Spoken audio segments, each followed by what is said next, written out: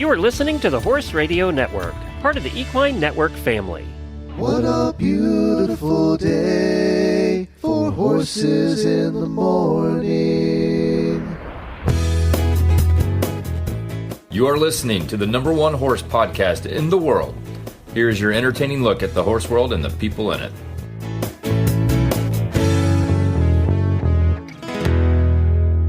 I am Coach Jen from Ocala, Florida. And I'm Mary Kitzmiller from Kemp, Texas, and you are listening to Horses in the Morning on the Horse Radio Network for December 7th, episode 3318. Good morning, Horse World. What is your favorite day of the week? You never stop learning. You never stop understanding. It's more in depth than just riding a horse. Exciting, knowing that for the rest of my life I could work on this and I'll never stop learning.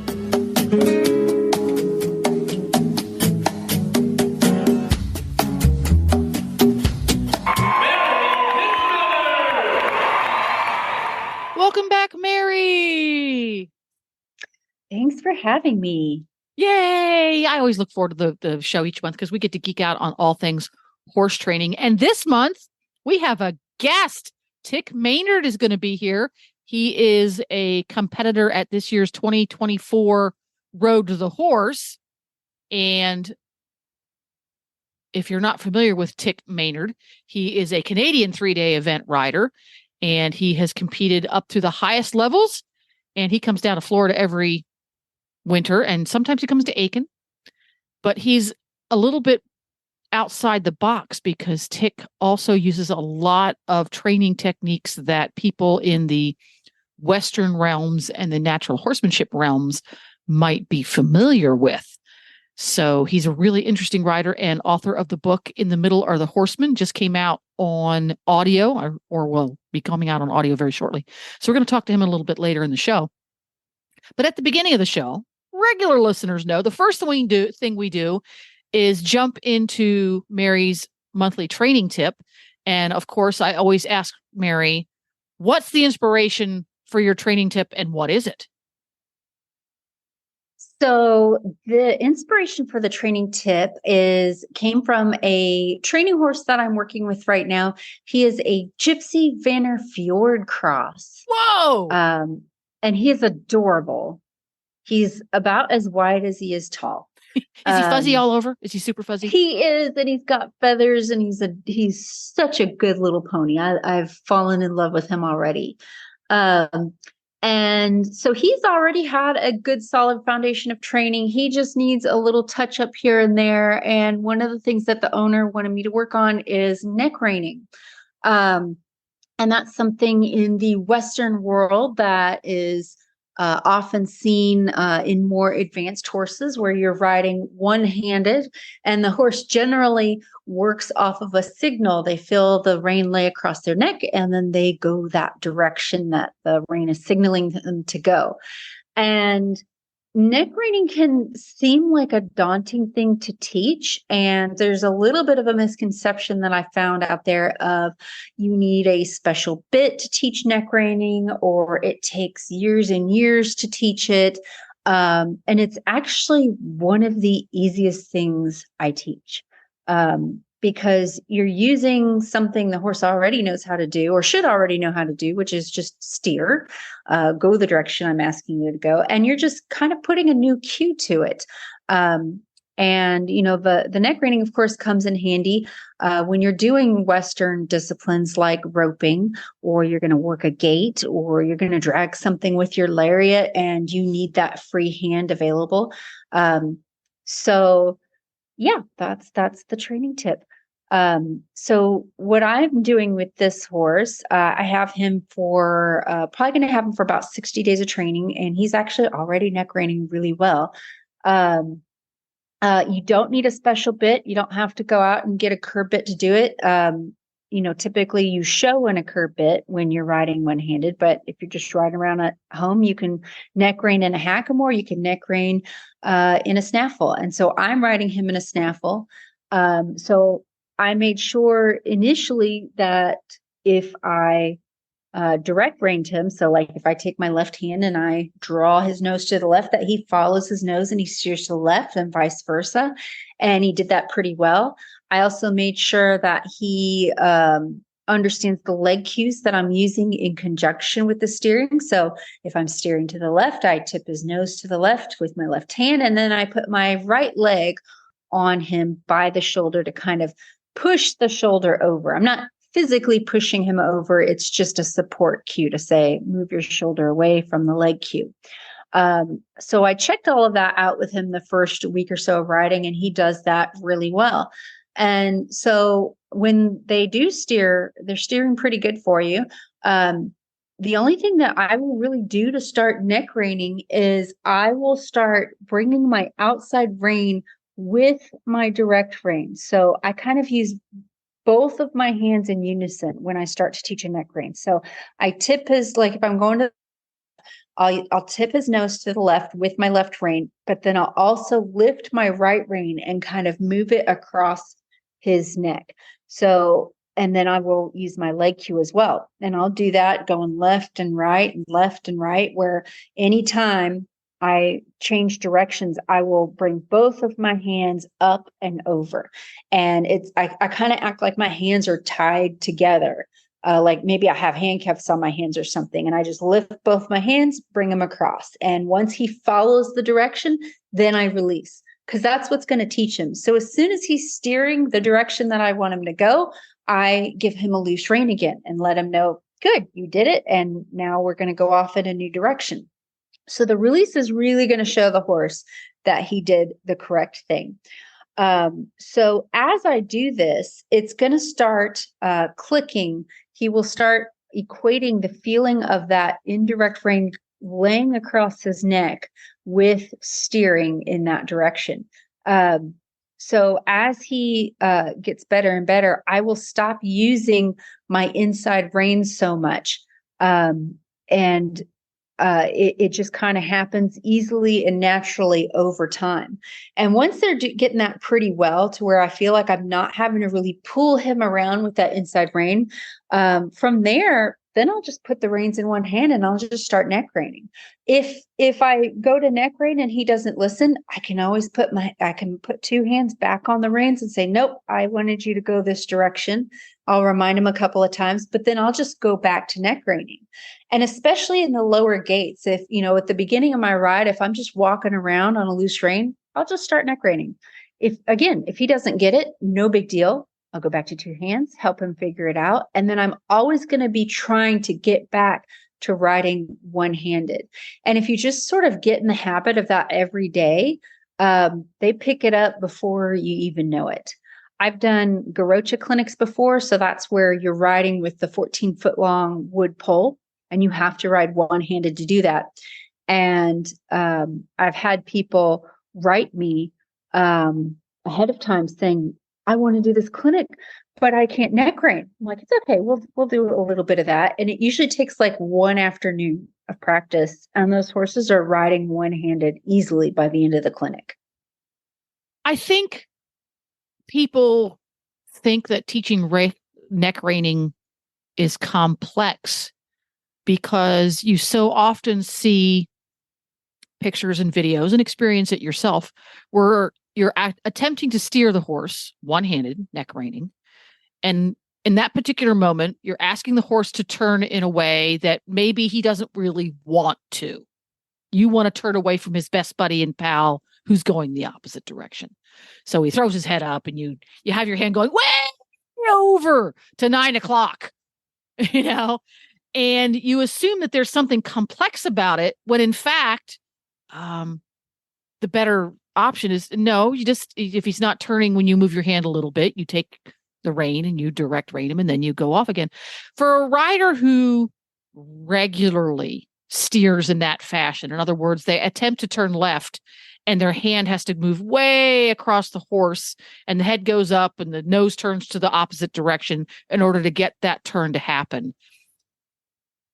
I don't ride a lot of horses neck reining all the time. So I'm asking what I might consider a stupid question, but I'm going to ask it. Is that basically unteaching the horse to neck rein when they steer like that all the time?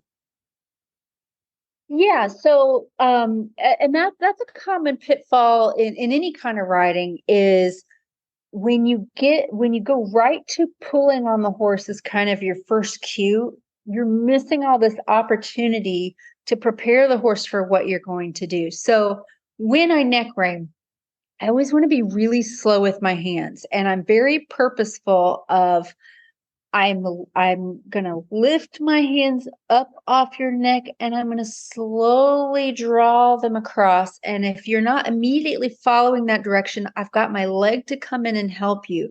But I give them all of this opportunity to figure it out. If I get to where I'm pulling on them as hard as I can and they're not going that direction, then I need to go back and go back to two hands and fix it. And then as soon as they finally figure out to go that direction, I need to make sure to release big time, give them that loose rein and say, okay, you finally made it. So sometimes they're going to get a little stuck like that. And I'm not going to try and pull harder. I'm going to do what I can do to get the message across. So that might mean go back to two hands and really direct the nose where you want to go. Use a little bit more leg. And once you get it happening, release, release, release, and let them know, hey, you did a really good job. Now, the next turn I make, I know that maybe the horse is still not going to be really responsive. I'm still going to use my reins as if he's this super broke, really well-tuned horse, and I'm going to just signal with the reins, and then I'm going to draw a little bit more and a little bit more, use a little bit more leg, and then when he figures it out, release.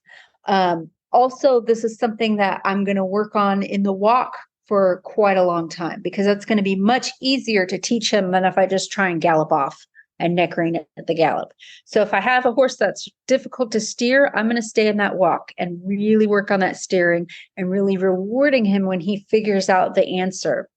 Once we get a good solid foundation of I've gotten that done right several times in a row, now I can start thinking about trotting and, just work my way up the gates. There we go. Well, that's really interesting. And I'm always surprised, having ridden English 99.9% of my life, how you can take a horse who you might consider a finished horse, a well-trained horse that has never been neck reined in his life, and you ride them on the buckle, which is what English folks refer to when they ride on a completely loose rein. Riding on the buckle that term is used because in the center of a set of English reins, there's a buckle. You can take that rein and that buckle, you just pick it up and you gently lay the rein across the horse's withers, and 8 times out of 10 the horse turns, even though he's never been trained. I'm going to use my air quotes, never been trained to neck rein, because the whole process of neck reining also involves the rest of your body. Just like if you direct rein a horse and you do your inside hand uses a direct rein, but every other part of your body does everything wrong, that direct rein is not going to work really great. Just the same thing with neck reining, except it's a little more amplified. If you do only a few things wrong with the rest of your body, the neck rein's not going to work. I think it requires a slightly higher level of attention to your entire body and your position and all the rest of your aids versus direct reining. Well, there's so many cues that you can give the horse to really help them figure it out. And there's a lot of unconscious cues that are going on there. I am a firm believer that intention makes a big difference. If I look where I'm going to go and I just picture in my head where that horse is going to go, I truly believe that my body is going to make thousands of tiny minute changes that those horses can very much read. So when I'm steering around, first, it seems silly, but I'm going to look where I'm going to steer, because when I look, that's changing the way my head sits on my shoulders, and my shoulders are going to twist and my body's going to slightly twist. That horse will definitely feel that. And I'll make it a habit. Instead of, I'm just going to pull you where I want to go.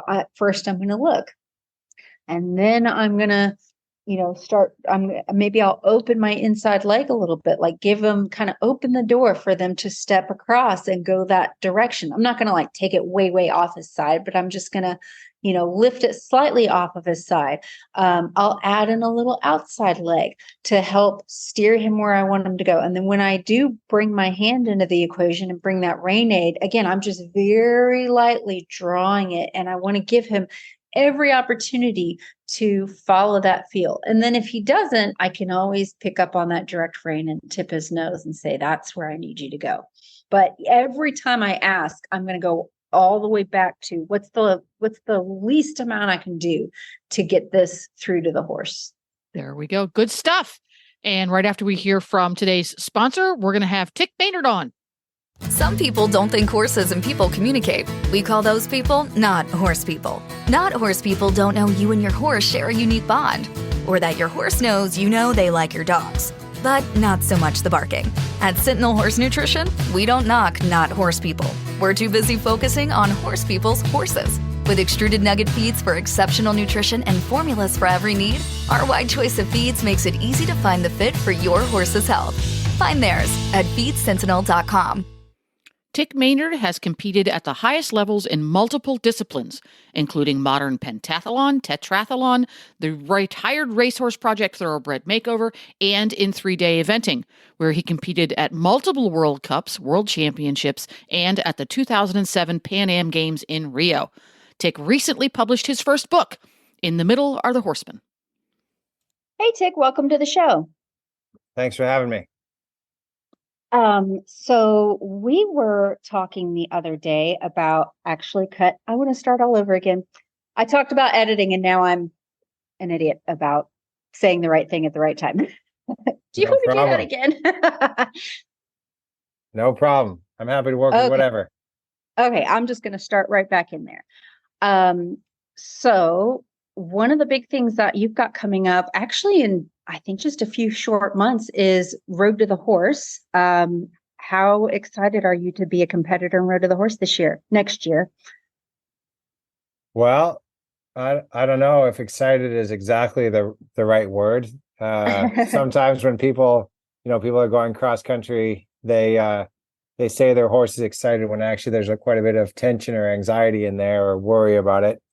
So it all depends on, I guess, how you define the word excited. I mean, I'm definitely glad I signed up. I think it's going to be a big ask of me, a big challenge for my skill set and what I'm comfortable doing. I think I'm going to be pretty far out of my comfort zone if I had to compete right now. But I've got a plan to get ready.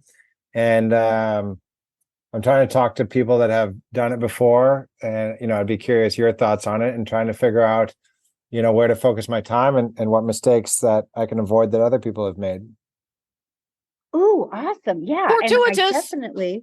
Yeah. And I know to a fraction of probably what you're going through right now.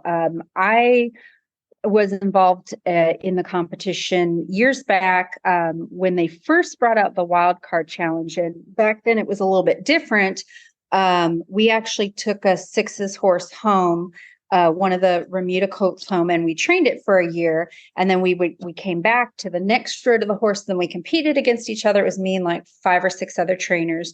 And then whoever won that competition then got to immediately go in the round pen and start a colt. So it was out of the frying pan into the fire. And so the whole year I'm thinking I could be in that round pen. So you also, even though there's 6 of us going against each other, only one's going to get that spot. You still have to prepare because if you win, you get into the round pen. And so I had the same feelings of awesome opportunity. This is going to be so great, but oh my God, what did I do? And I'm terrified. And this is exactly not how, it's not how 99% of the world starts colts, just casually in front of 3,000 people. No big deal. Yeah. And on the internet. And so, one of the things that I know I did a lot of prep work and rode with trainers who had been in Road to the Horse and, bought up all the DVDs I could and watched them all. And I had been several years prior. And so I know that you definitely want to have a lot of prep work involved. What kind of stuff have you been doing over the year? What's your game plan to get ready? So my game plan right now is to try to start about 1 to 2 horses a month. I'm trying to find horses that are as specific to that competition as possible. So, for example, ideally, completely unstarted 3-year-old gelding quarter horses. Now, it's not always easy to find that. So I've got to, have a horse that's older or younger, or a filly, or, only part quarter horse or not quarter horse or whatever.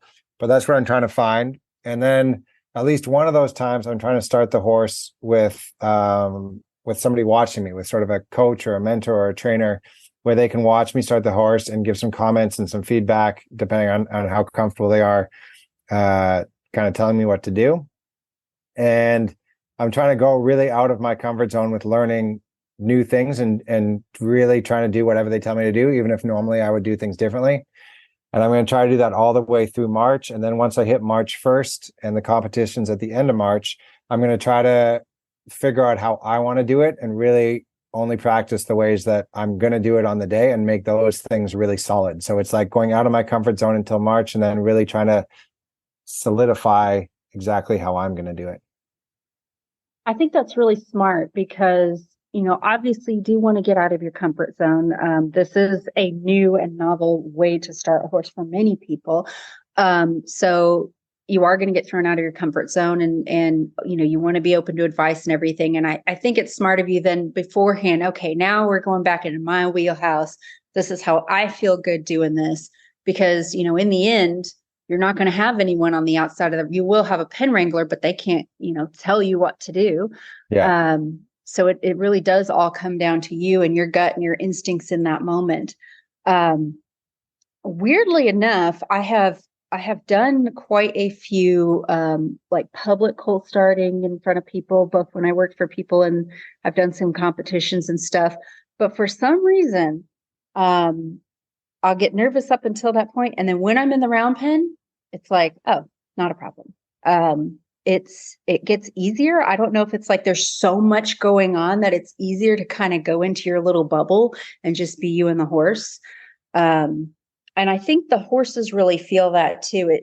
You would think that being kind of out in this, big arena, all these people, the horses would be more nervous, but I think they really lock into the person who's at the end of the lead rope because you're sort of both in it together. And the horse is like, well, I guess it's you. I guess I have to trust you. The other thing about Road to the Horse that's really challenging, on top of we're going to try and start a horse within a few hours, is it seems like every year they throw in kind of different and new challenges. They'll change up the rules, a little bit every year. Like you used to not be able to have a saddle horse.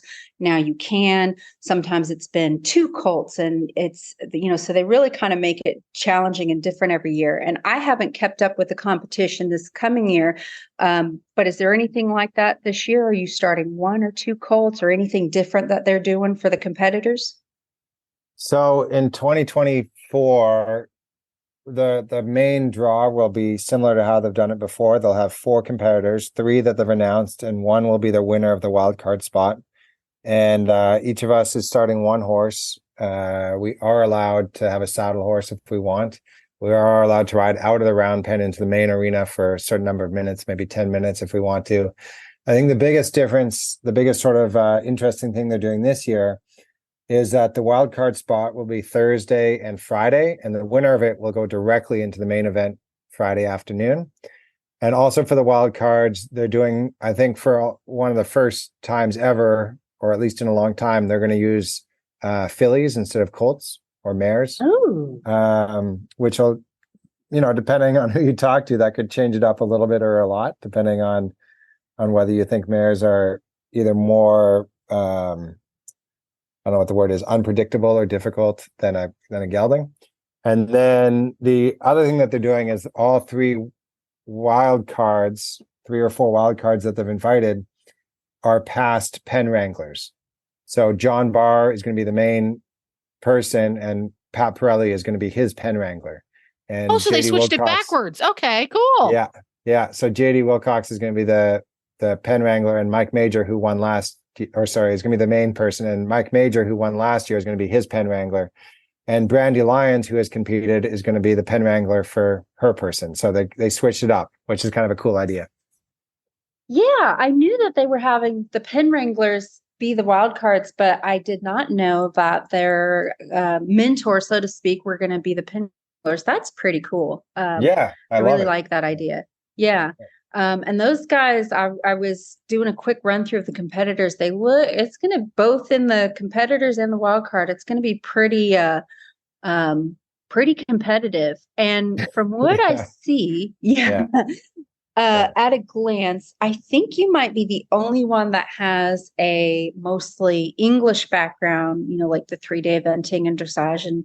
And do you think, coming from that background compared to most of these guys, I think are Western riders, do you think that's going to give you any kind of leg up on the competition or any kind of advantage? I don't think necessarily. I think everybody's kind of got their own strengths and weaknesses and their own background. I think, whether you're competing in English or Western, I think it's definitely helpful to have a background of competing, that you're used to being in front of a crowd. For some people, maybe you've started thousands of colts, but you've never done it in front of a crowd. I think that can be pretty intimidating. So I'm hoping that there will be some things to do specifically with competing that are going to work in my favor. I think it all comes down to, first of all, how good is your ability to read a horse and your skill set. And then I think the other 51% of it is how well you keep your cool in that pressure situation, with the prize money and the judges and the cameras and the crowd and the clock counting down above you. I think, I've watched quite a few years now, and it's a lot of pressure. Yeah.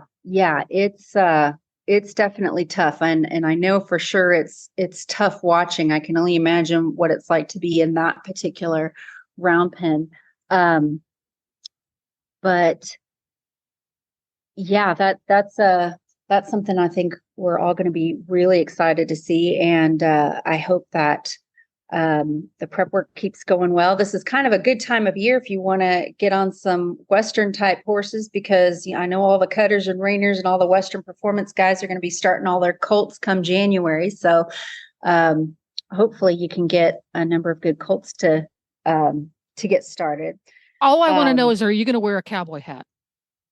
Yeah. That's all I want to know. I would say there's a 90% chance I'm going to wear a helmet the whole time.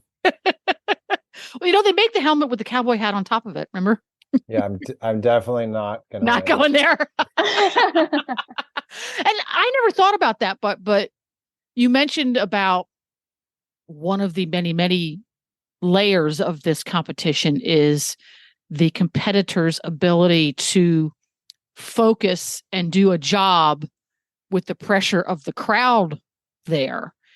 And despite the fact that you've not done colt starting competitions before, giant crowds of cheering people are no stranger to you, because every time you do a big event, you have tens of thousands of people screaming and yelling, plus dogs barking and getting loose. Yeah. That's I don't know if there's tens of thousands, but you definitely have to get used to being in front of a crowd for sure. Well, yeah, the 5 stars have tens of thousands. Let's not for dressage. Yeah, no, that's true. Now, the only time I've ever gone to Road to the Horse where there were competitors there that primarily worked in the English disciplines was when the 2 Australian gals were there, whose name escaped me. I apologize. And they brought all of their requisite tack with them. Whenever It's Vicky Wilson from New Zealand. Thank you. She's a show jumper. Yeah. And there we go. She competed 3 years, and her sister and her dad came to support her. She has 2 other sisters, and they're quite well known in New Zealand and in various parts of the world for what they do. They were a big hit with the crowd. Yeah, they were. Have you put any thought thus far into what equipment is going to be in your kit? Yeah, I mean, I'm going to have a lot of the stuff that you guys have seen, regular halters, rope halters, shorter ropes, longer ropes, flags, sticks. I'm going to try to be, have a plan, but try to be prepared for any situation. The people that I've seen that have done the best in this competition, been the ones that have gone in and have been able to change their plan almost immediately and in the moment, depending on what that horse needs. And I think it's a difficult thing to do. It's much easier to go in with a plan and stick to your plan. But Chris Cox from Texas is a great example. He's done it 4 times, and each time I've seen him do it, I think he started his horse in a different way. One time he went in and he just waited for the horse to come to him. Another time he went in and he got the horse moving right away off of the flag. Another time he went in and he started the horse off another horse. And I really think that's not just like him happening to do that. I think he's reading in the moment what that horse, how he's able to make the biggest impact on that horse on that day. One of the things that he said years ago at a demo that really has stayed with me is, it was at some expo, he's starting a colt, and he says, if you come back next year and I'm still doing the same thing, then you need to go look for someone else. He goes, I'm always changing. And to me, I think as far as Road to the Horse goes, especially, he's the best that's ever done it. I don't think he ever lost. And I think you're exactly right. He changes it up. He reads the horse, and I've seen some people lose it, the competition on day one, because they were so dogmatic of, this is my program and this is what I do with every horse. And I saw a competitor go into the pen, and the horse was like walking up toward him, like, "Hey, I want to connect with you," but because this guy's program was to immediately round pen, he immediately blanked out that connection. He missed that opportunity. Yeah. And then couldn't catch the horse the whole first session. And it can be really tough. And I've seen some guys go in the round pen that, in my opinion, as far as colt starting goes, were the best colt starters that I could think of in the country. And they, where they kind of lost out is, this is half horsemanship. It's very much about horsemanship and connecting with the horse and doing that. But then it's also half a competition, and it does have some rules that you have to go by. One competitor I know was, got so much done with their colt, but then at that year you couldn't get out of the round pen until it was the last round. And so then they kind of didn't know what to do with their colt the rest of the time. So the colt kind of got real stale. And so you really have to think about, okay, am I on schedule? When do I need to give this animal a break? Because it's different than what I would be doing at home. Maybe at home I'd be done for today and I'd just put the horse back in the barn.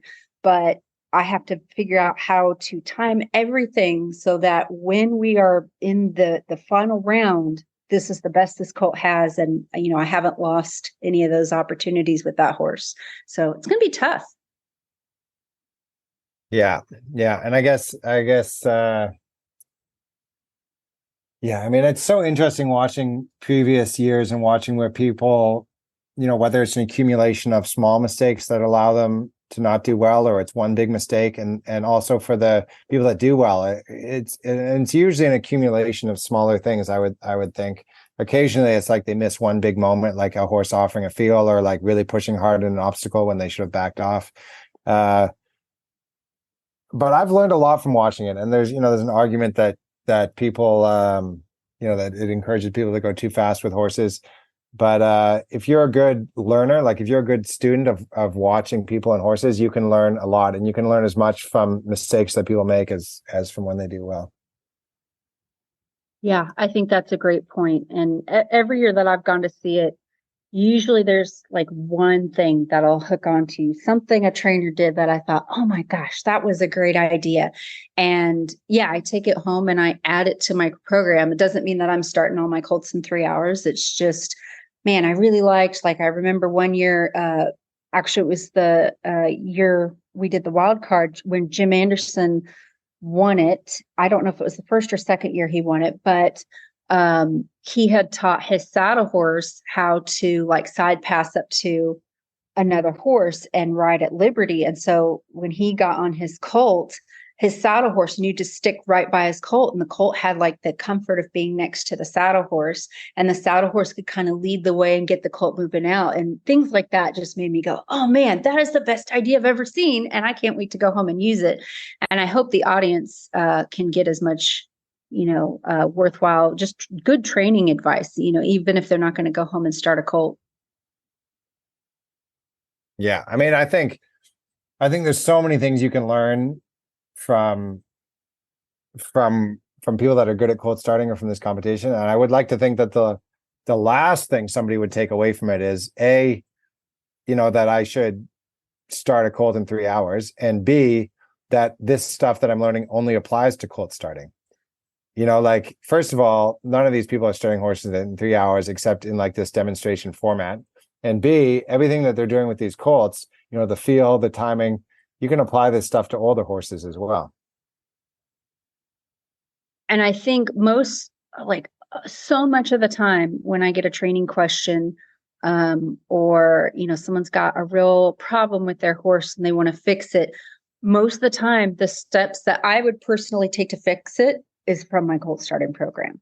And, it happens to all of us. It happens to my horses too, where, something has fallen apart. And it turns out we need to go back to the yielding the hindquarters that we did on day one. We need to go back and review that and get that good. And now our leads are better.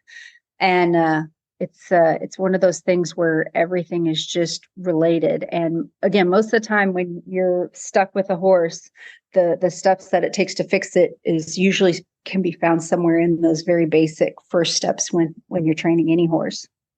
Yeah. And I think I'm just thinking here as you talk, when you talk about a problem, when you're teaching a horse, I guess if the horse is a good foundation and you're working with the horse, you're not fixing a problem. You're going, I'm going to teach my horse something new. I'm going to teach them to jump or leg yield or half pass or do shoulder in, and you're introducing something gradually. But if there's a problem, I mean, my mind almost goes 100% of the time, if there's a problem, that's to do, if it's not physical, if it's not pain, but if there's a problem, that's to do with something that we have to back up. Like it's a foundational thing. It means we missed something and the foundation's not strong enough.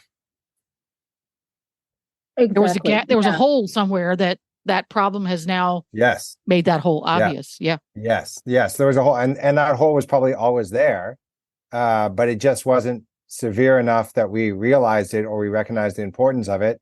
And now the hole has gotten bigger, and now we're going, now we got to deal with this. And I think, the more horses that I take to a higher level, the more it makes me realize how important the starting process is.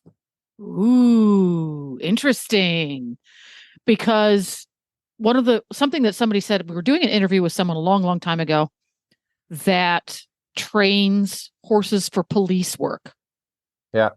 And she said the very first thing they do with every single horse they get in, because they're all donated, they're all second, third, fourth career horses, so they obviously have lots of training.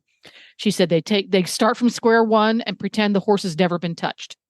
And they do every single step. And she just said they do that because regardless of how accomplished that animal is, there are going to be gaps, and there are going to be holes, and there are going to be thin spots in that horse's training. And they need to find those, because obviously when you're a police horse, you don't want to discover the hole in the training while you're doing crowd control in the middle of a riot. Yeah. And I think I'd be interested to ask Mary, but I think for me, when I get a horse that's done, even a 3 or a 4-star or a 5-star, if that horse is new to me, I'm essentially going to do that exact same thing. Like, I'm going to go through those steps pretty quickly, like check this, check this, check this, check this. How do they do with this? How do they do with this? How do they do with this? But I'm like, when I get that horse in the barn, a horse could, have jumped a Grand Prix, and I'm going to still spend the first few days on the ground checking all these boxes. Yeah, I'm exactly the same. One, because I have had training horses that, quote unquote, just needs a tune-up. And then I saddle them and they broke in two. And I'm like, oh, okay, that is a little bit more than a tune-up. And, you don't want to figure out, you don't want to figure out that you can't saddle the horse when you're like in a concrete barn aisle and cross ties and you do up the girth and now everything's going insane. But the other thing is, it could be that maybe this horse has some holes, but the other thing is everyone has, especially when it comes to colt starting, their own checklist of, I have to have this horse doing X, Y, and Z before I feel safe enough to get on. And I know some guys that they're so good on that horse's back, helping out a horse, that they need very, very little groundwork, just a few things here and there.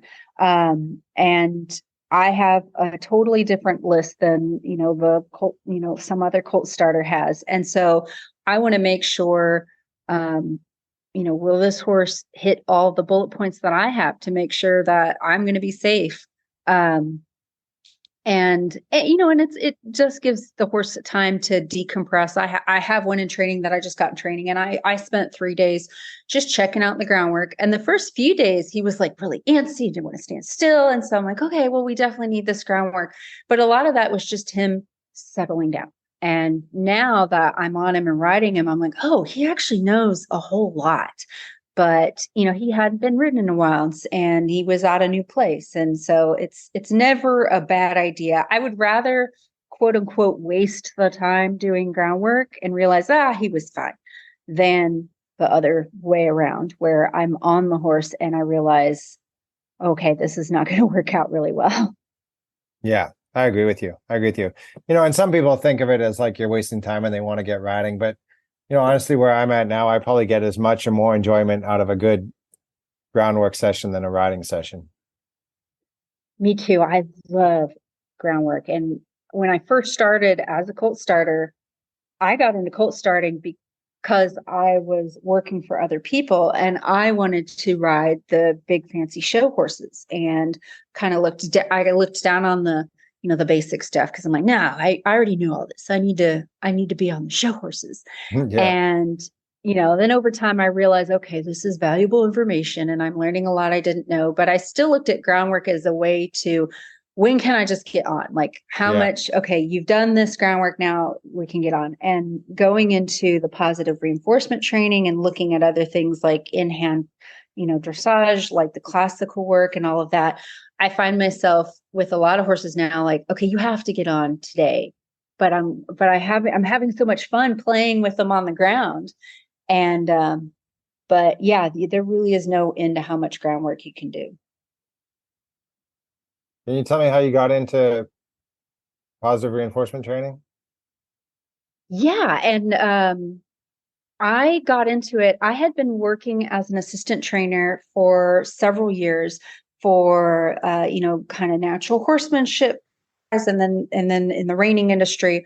And when I left that world, I was pretty burnout. At one point I was riding like 14 horses a day and then doing all the barn chores, and I'd spent many years just working dawn till dusk and was handling so many horses daily that I didn't know their names half the time. And I just got so burnout. I knew I didn't want to quit horses, but there was kind of a time where I'm like, do I like horses? Do I even like this?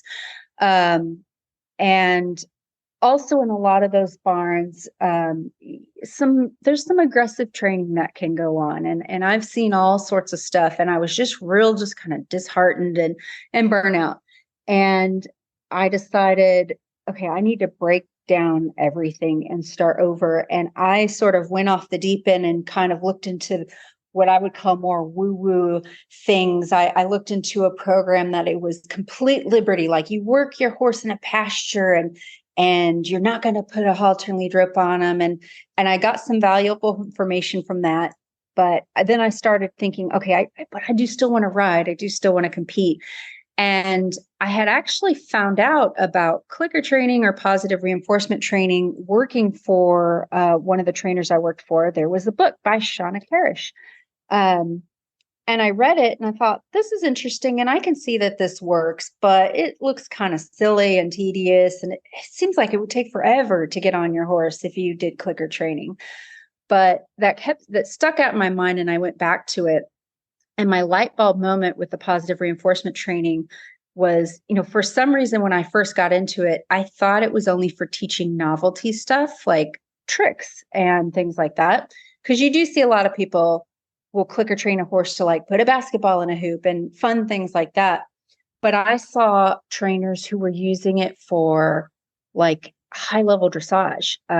There was one trainer in particular, I saw a video of her working with this horse, and the horse was like in perfect collection with not a speck of tack on it. And the horse that's just how it traveled. And I thought, oh my gosh, that's incredible. And I actually contacted this trainer and I'm like, how did you do that?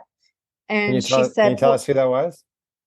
I could not remember. It was not a well-known trainer. It was just someone on YouTube. But I think they were using a lot of stuff from Alexandra Curlin, who, like I said, is probably my favorite. There's a lot of great trainers out there.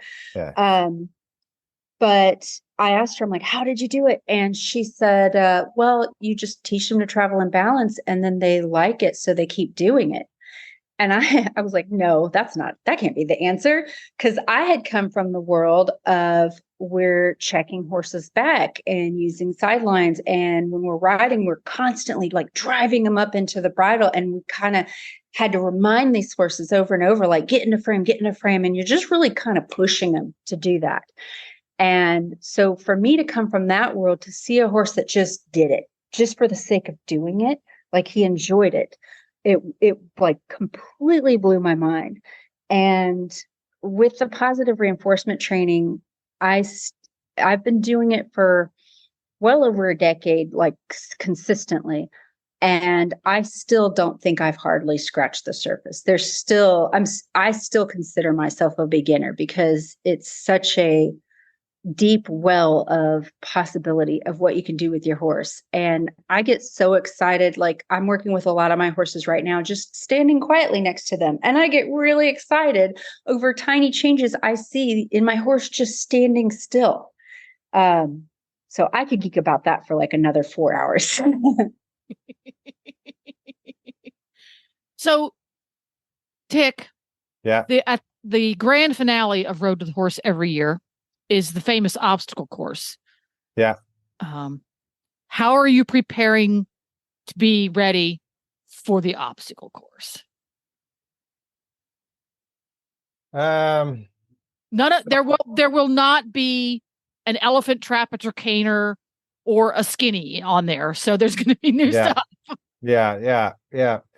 I mean, some of the stuff is stuff that is stuff that I sort of train and I'm used to doing on a regular basis. Like, you've got to go over poles, and you've got to go over a little jump, and you've got to open a gate, and you got to like show them new things, like let them go over a tarp or through a Liverpool. So those are all things I do with eventing horses, is go over a Liverpool, over a bank, over a ditch. So the concept is the same.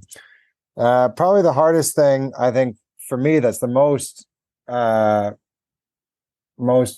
that I'm going to be most green about, is two of the obstacles that they have every year. Is one of them is you have to pick up a rope and swing it like a lasso, a lariat.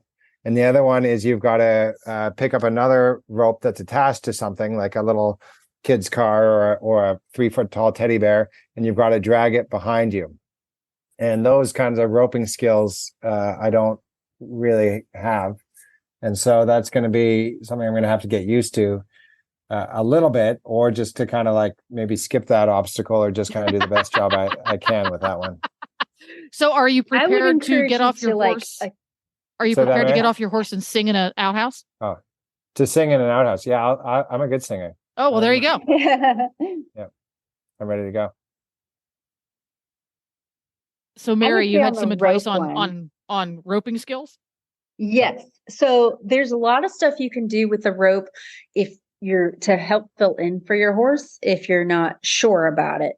And as far as any kind of obstacle that you're thinking, well, maybe I'll skip this, I would definitely at least go up to the obstacle and interact with it in some way so that you get a score, because any kind of score is going to be better than a goose egg, than a complete zero when it comes to your averages, especially if it's a required obstacle.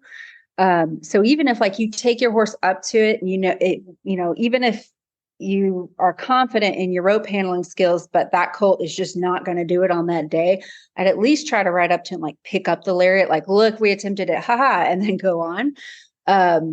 Because then you'll at least get something written down in that box, which can make all the difference when it comes down to the points.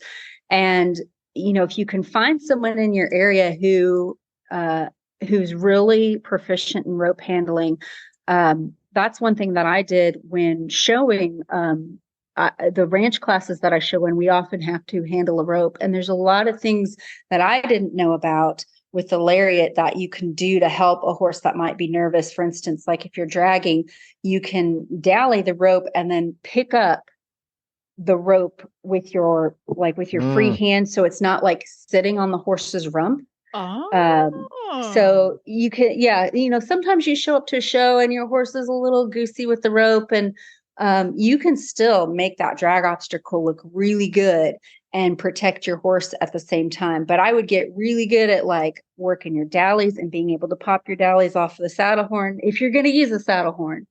And I can tell you that there's a good chance I'm going to use a saddle horn, but there's almost no chance that I'm going to be dallying anything. you can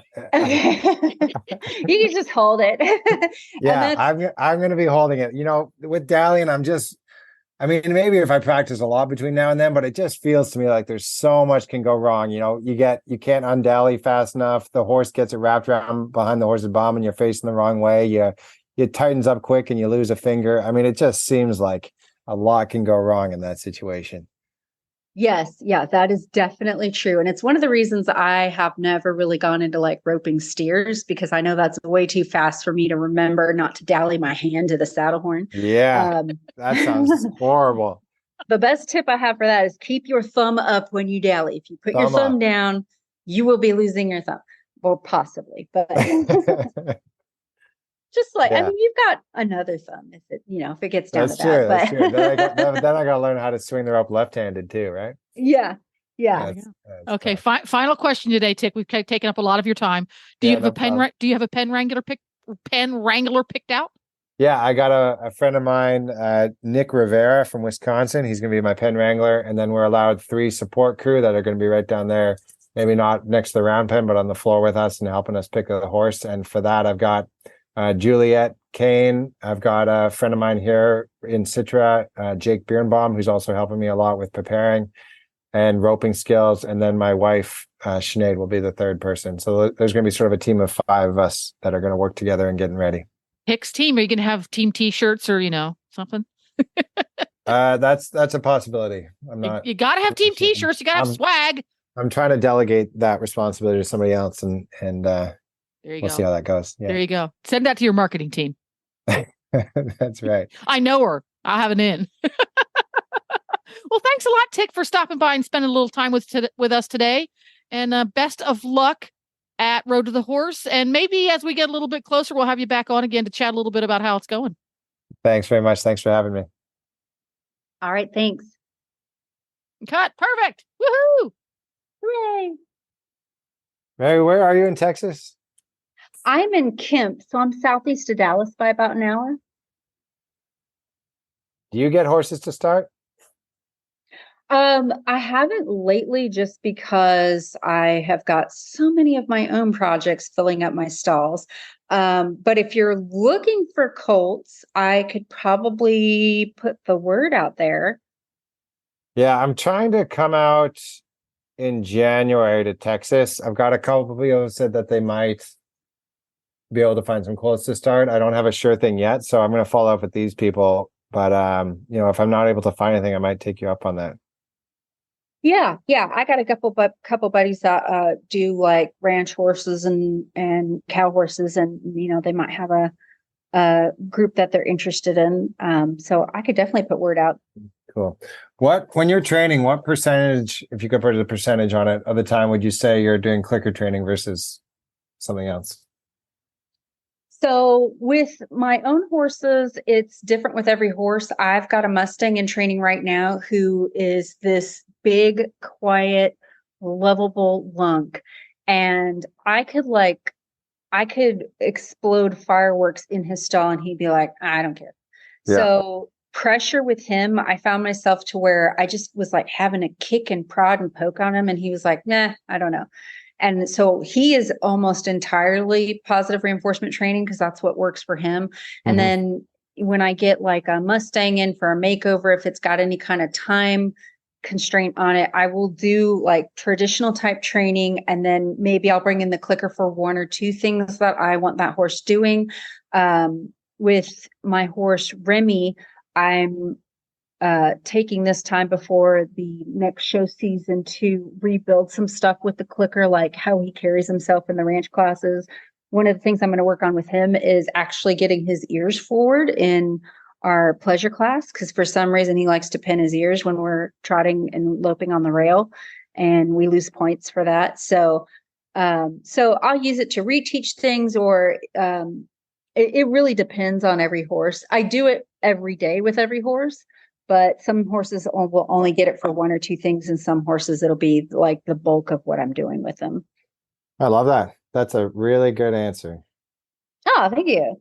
I love that. I mean, I just think that, that's, I have a lot of respect for people that are doing different things, like, that they only do positive, or they only do this, or they only do that. But the personal way that I like is sort of like that. Like, you're really got a big toolbox and you're adjusting for every situation. I love that. Thanks. Yeah, it can be hard to kind of straddle that line, because you will get people that are very dogmatic on either side, who are like, oh, I never do this, or I always do this.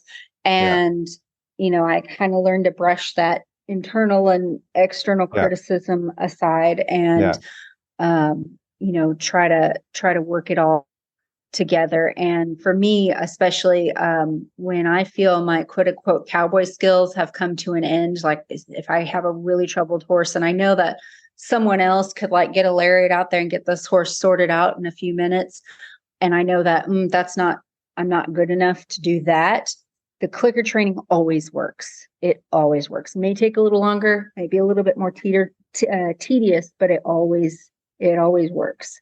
Yeah. There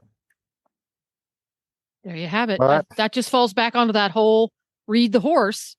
Read the horse. Whether you've got time constraints and 5,000 people watching or not, reading the horse is where it all starts. Yeah. Yeah.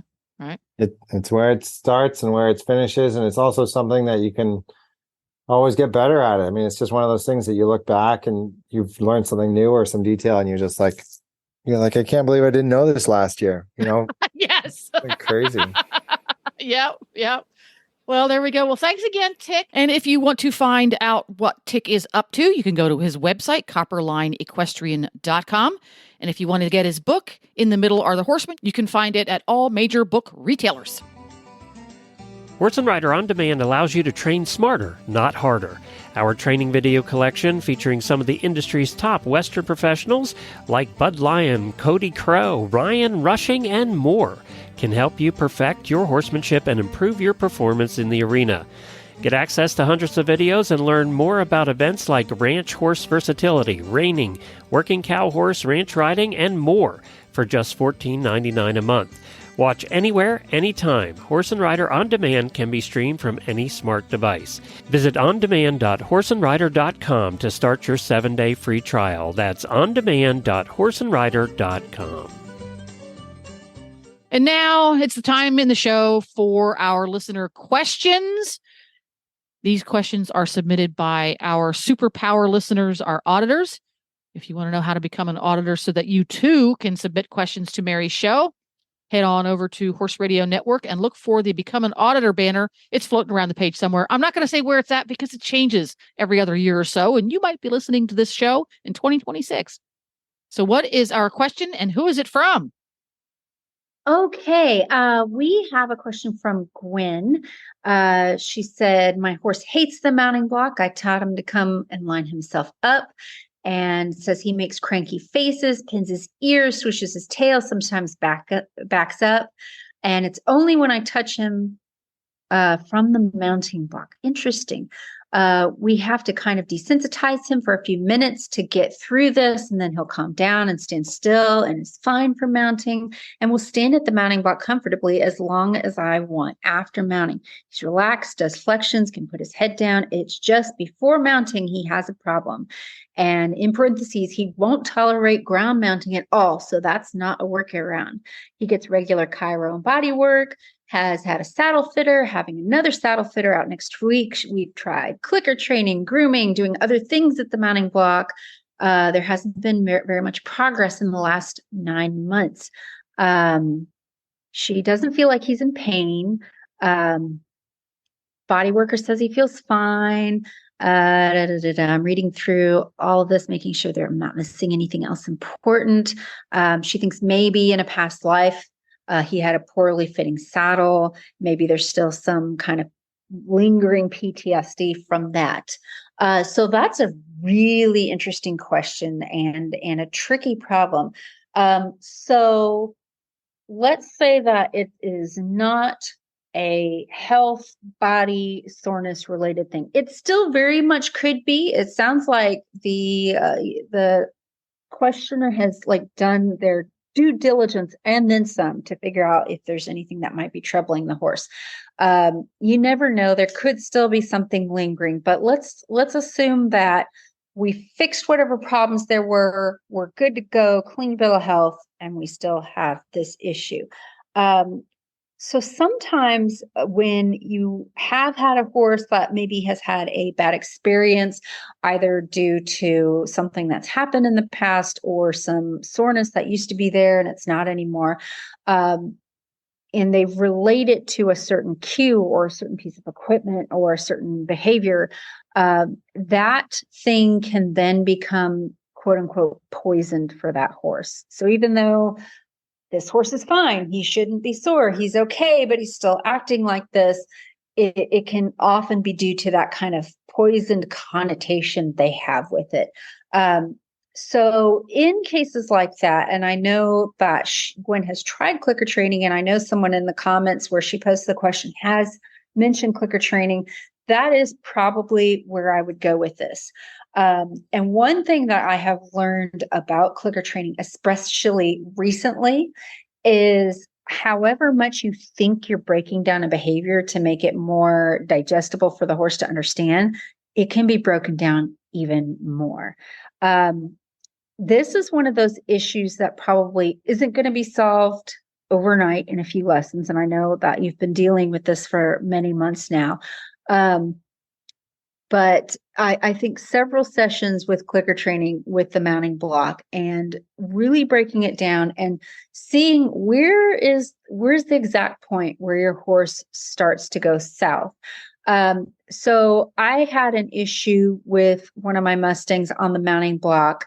He would line right up to the mounting block, no problem. But then when I would get on, he would get really antsy. Like, he didn't walk off, but he would throw a bunch of behaviors he already knew at me as soon as I got on his back. Like, he'd flex his head this way and he'd flex his head that way, and then he'd back up.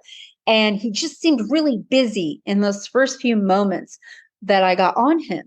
And so even though, like, this is a horse I'm riding around and he gets on the mounting, he gets up to the mounting block and he stands still, for while I'm getting on, that kind of behavior that he was throwing as soon as I got on, I wanted to really go back and work on that and erase it. So what I did with that horse is I started a clicker training exercise that I do with every horse. And most clicker trainers have this exercise in their program. And it's where I'm standing quietly beside my horse. And, most of the times in clicker training, it's used as a way to teach the horse how to behave around food. So you should be able to stand next to your horse with a bag of cookies and they should keep their head straight. Some people will have their horse turn the opposite direction with their head next. Some people like their horse to lower their head. I like my horse, pretty much just with their head neck straight and in balance. I don't really like them to turn their head this way or that way or up or down, just kind of a natural headset. So I start there with that horse and I will build on that particular behavior until that horse can stand still for a very long time while I'm standing by their shoulder. And I do that again for the food manners part, but where it really comes in handy is teaching your horse to be calm and for that calmness to be their default behavior. So when I stand by my horse's shoulder and I clasp my hands in front of my body, that becomes a cue for my horse to relax and just stand. So that's step one. That's where I would start. And that's where I started with the particular horse that I had at the mounting block.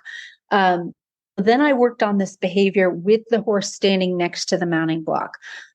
So I would stand on the mounting block facing the same direction my horse is facing. So I'm standing next to my horse facing forward and my horse is standing beside me facing forward.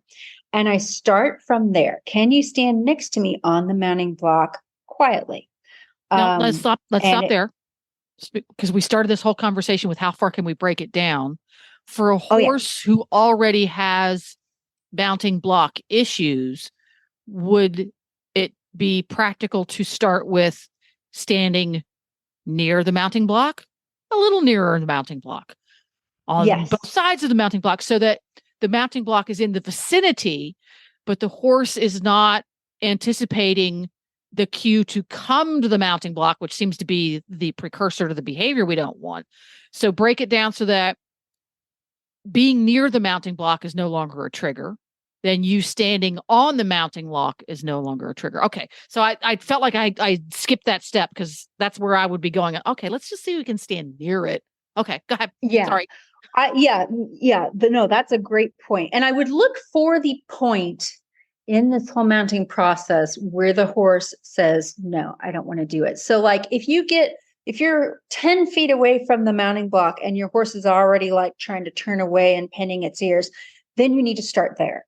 And, we're going to stand here and be quiet, and then we'll take a step forward, a step forward, a step forward, and so on. You always want to know where the threshold is, where your horse is saying, no, I don't want to do that. And then you don't want to cross it. You want to get them up to it and get them comfortable. And then you can slowly push the goal line a little bit further and a little bit further. So once I get to the mounting block, then what I might do, so I practice, can I just stand on the mounting block with you? And we do that, for, several moments. We build up to where we can stand just quietly, you and I, next to the mounting block. And where your horse might start to go back into that old behavior is when I start trying to mount the horse. So instead of just going from standing next to him on the mounting block, then just getting on, I will go from standing in my neutral position, and then I'm going to turn to where I'm facing the horse's saddle, and then I'm going to go back to neutral. And if I was able to do all those things and he still stayed quiet with a pleasant look on his face, I'm going to click and treat. So again, I start with this kind of neutral position facing forward. Now I'm going to turn towards the horse's saddle and then go back to my neutral position. If he handled that whole sequence and he was calm, click and treat. And I'll do that a couple of times, make sure that's pretty good. Then I'm going to tack something on to that whole training loop. So I go from I'm standing forward and quietly next to you. Now I'm going to turn toward the saddle. Now I'm going to put both my hands on the saddle.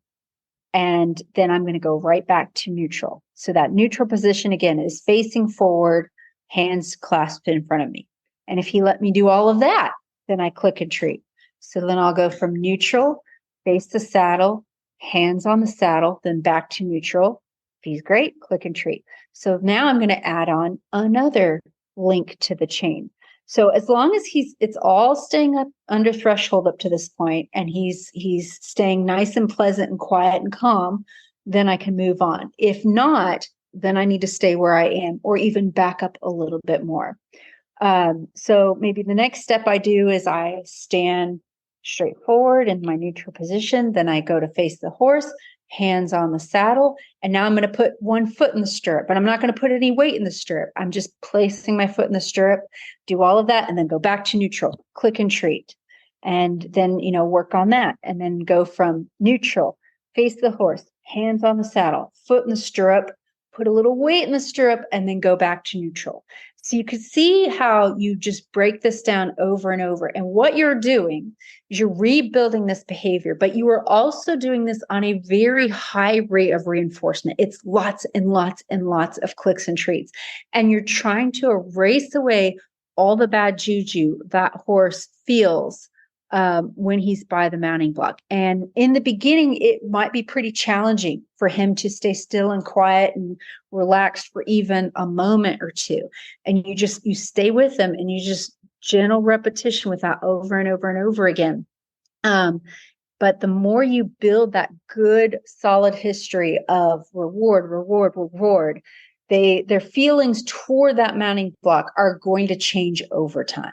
There you go. And since this is a horse with an ingrained behavior, This is a very solid behavior from his point of view. And you get started, and the minute you stand up on the mounting, because I'm envisioning how it can go wrong. Okay, the minute I stand up on top of the mounting block, the behavior returns.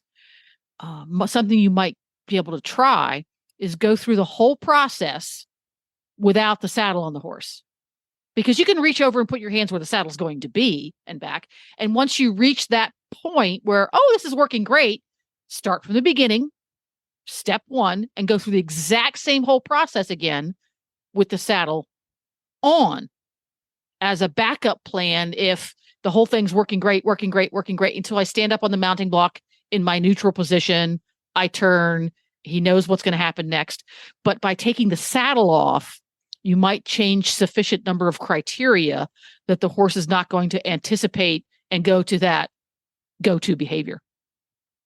Yeah. And I would also, to back it up from where I started, doing it as part of my daily groundwork to where maybe I'll walk my horse around the arena. We'll stop at the mounting block, click treat, and then walk off again, and just let them know, we're not getting on right now. Good idea. Yeah, because you only practice getting on once and getting off once. Yeah, I will do a lot.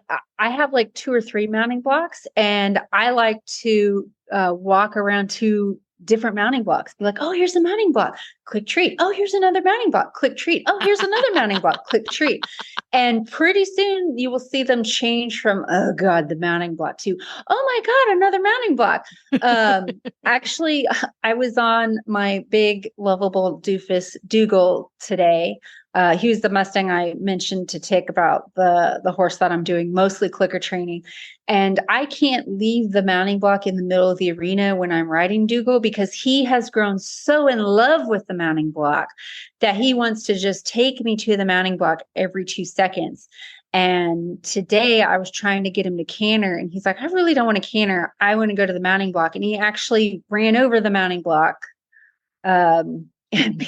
Because he's like, I just want to be on this mounting block. So I almost did it a little too much with him. I need to get him to enjoy the canter more and the mounting block a little less. You need to put the mounting block way far away and canter towards it. Yeah. If he sees it in the middle of the arena, he's like, that's where we're going. So yeah. There's always something to work on. Yeah. Always something. Well, that's about it for today. We've had a great time chit-chatting about all things horse, all things training. And thank you again to Tik for stopping by. We will put a link to Tik's website and his book in the show notes for today's page, where if people want to appropriately stalk you online, have you come out, do a clinic, ask you questions about training their horse, or get some of your clever artwork, where can they find you? You can find me on Facebook, Mary Kitzmiller Horsemanship, or my mom and I's company, where we do the artwork, and that is Troublemaker Trading Company. Dun, da, da. Horses in the Morning will be back again tomorrow with more fun and games. Bye-bye.